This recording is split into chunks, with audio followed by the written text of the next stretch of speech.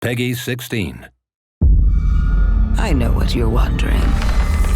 What is true and what is false? The Witch Queen is an unsettling mystery. Our biggest foe, Savathun, has our grandest tool, the light. It's paying off narrative threads that we planted way back in Destiny 1. I'm here to protect humanity. How do we stop this? The stakes in the universe are rising, and it's the greatest challenge that we've ever faced. We're shedding that dogma of light equals good, darkness equals bad. We're really entering the mists and trying to discern what's in front of us and what's lurking just underneath the surface. What is your truth now? There are a lot of bombshells in the Witch Queen narrative. And that's just scratching the surface of what we're going to get into this year.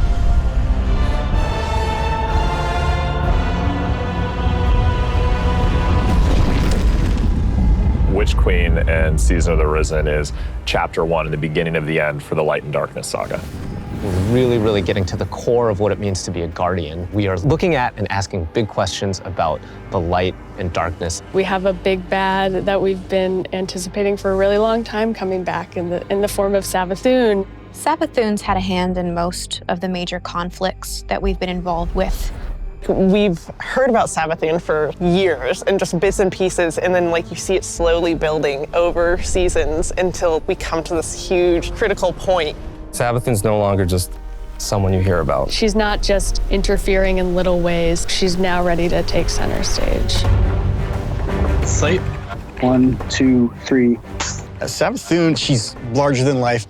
We wanted to make her feel imposing and very regal and dancing through motion in some way. Light offers us a fresh start. She's very manipulative. She is very ethereal, but she also has that creepiness to her as well.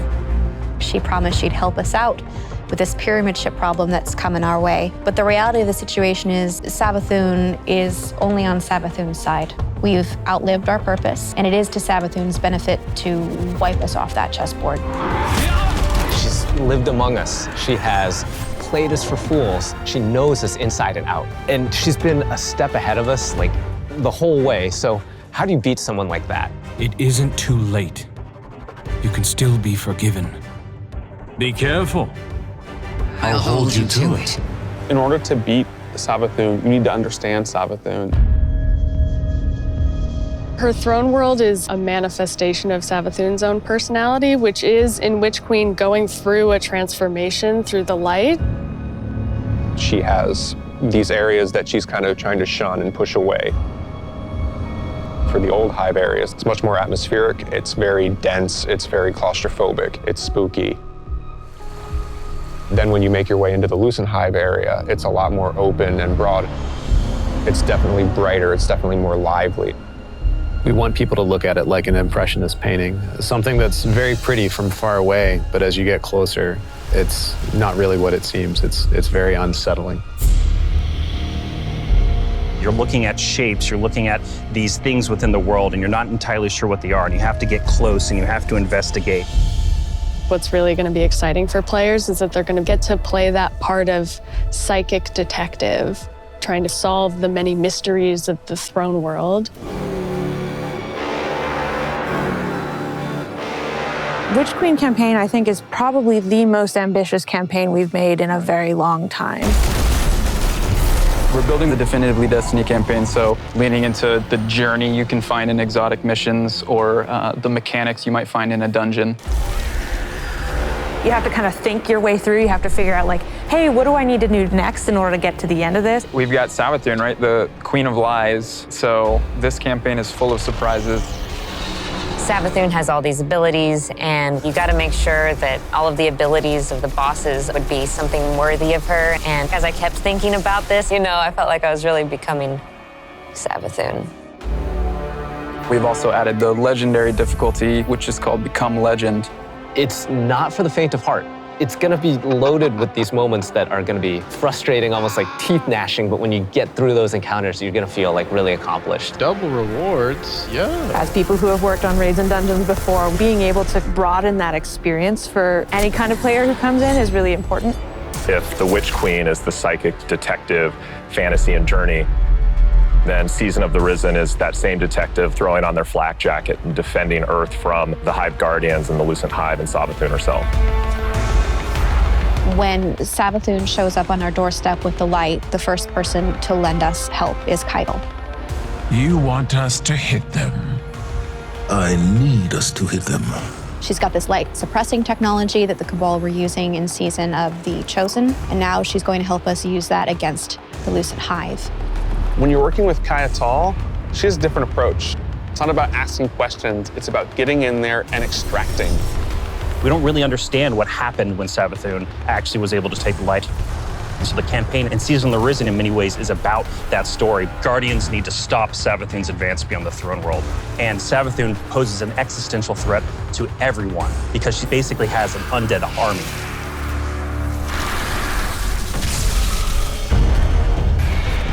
In fighting the Lucent Brood, this isn't our first time in the game fighting other Lightbearers, but it is the first time that we'll be facing other Lightbearers that have much more relentless motives. When you look at these Hive Guardians and when they do their abilities, you immediately make that connection like, oh, they are using my powers against me. As soon as we see the Knight pop its super and it has 2 shields, you immediately are like, oh yeah, I see that connection.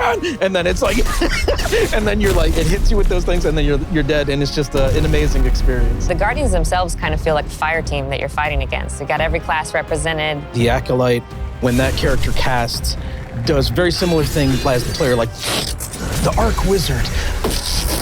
The sparks go out, it's ready to go. If you're not smart about it, if you're not paying attention, you are essentially going to have to play that fight over again.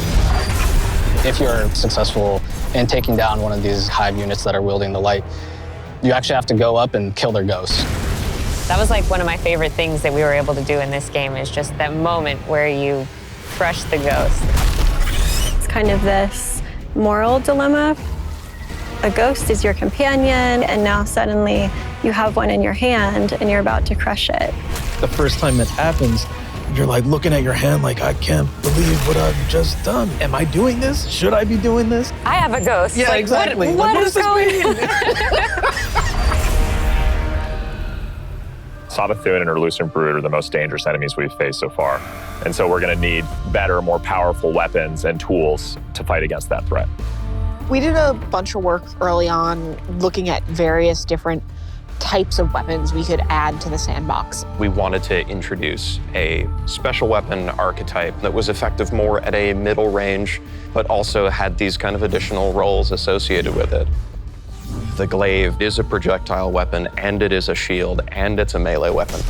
We wanted to keep that experience in first person. It has an immediacy that you don't really get when you're using a sword because the camera is so much further back. Because this is also a projectile weapon with a slower moving projectile, the onus of skill on aiming these weapons is about leading and compensating for the speed of the projectile and anticipating that.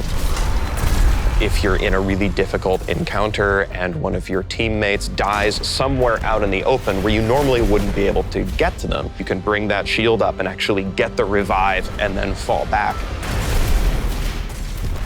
Glaives originate with Savathun trying to steal an extremely powerful weapon for her own use, and players will use the weapon crafting recipes that they find throughout the campaign in order to reconstruct this incredibly powerful and incredibly ancient weapon. When you put together your glaive in the campaign, you just get a taste that that's what you want to do for the rest of the weapons that you get. Weapon crafting lets you target a specific role and go and build that, and you know how long it's going to take you to get there, and you get exactly the thing that you want. I really want to see what people do with it and like the feedback that we're going to get and people sharing all of the things that they're doing with that new system. You're creating your Guardian and you want to be able to shape your Guardian into what you want them to be. And this gives us a great opportunity to continue to do that. This is a really big season for weapons in particular. We've got 8 brand new exotics.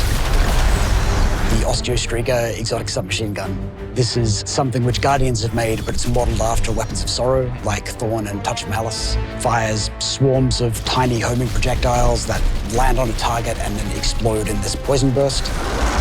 We have an exotic machine gun where the whole idea is be the Colossus. You can launch a barrage of up to 20 homing missiles. It's a comical amount of projectiles on the screen.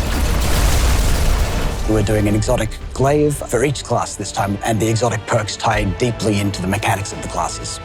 We think they're going to be really cool additions to build crafting. We've got, the usual suite of raid weapons, destination, activity, seasonal. I recounted it this morning, and I think it's about 50 new weapons. You're going to have 2 new exotic armor for each class, totaling 6, 1 stasis, 1 non-stasis. The Titan stasis exotic. Cast your barricade, and instead of, this Traveler's Light and the Rally Barricade, you create a giant wall of ice. Even though this thing is massive, you still get all the benefits of a Rally Barricade. Warlock Void exotic, we called them the Devouring Rift legs because we wanted Empowering Rift to feel like it had a place in endgame content the way that Healing Rift does. Empowering Rift doesn't heal you, well, what if it did? In Season 16, you're going to see a massive revamp to the Void subclass system across all 3 classes. This is a huge update and will allow players to build craft in ways that they've never done before. One of the things we wanted to do is create a core set of verbs like we did with Stasis. Anyone can run suppressors now. I think that's the pretty cool thing to be able I'm going to be running Suppressor Grenade probably.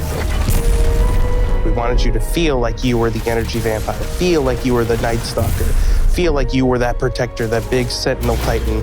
So you're going to see things like Bastion, a new Titan aspect, where you take your big old Sentinel shield, slam it into the ground, and create this Void Barricade that's going to apply overshield to you and your buddies.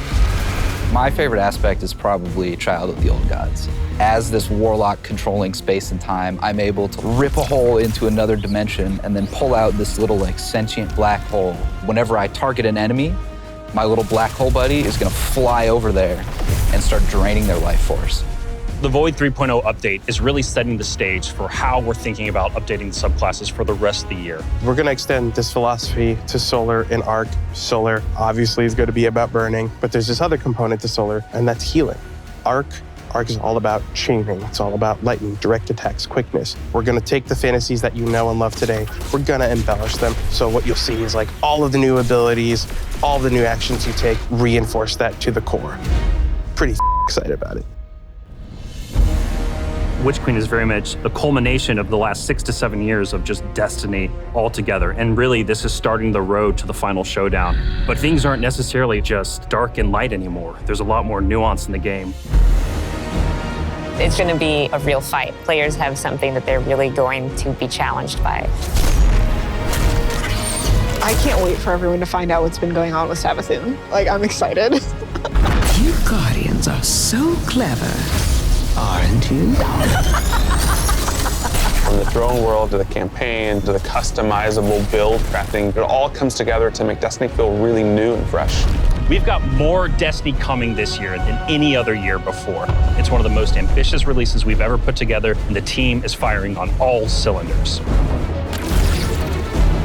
Tell me, Guardian, what do you think you're going to do?